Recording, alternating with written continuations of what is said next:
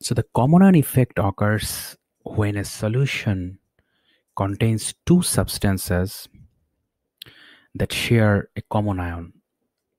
Like, for example, uh, in a mixture of acetic acid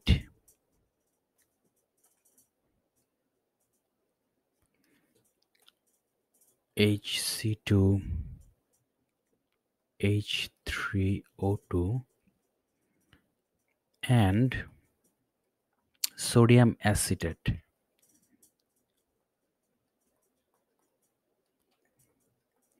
So in a mixture of these two substances, we can see that we have the C2H3O2 part in both substances.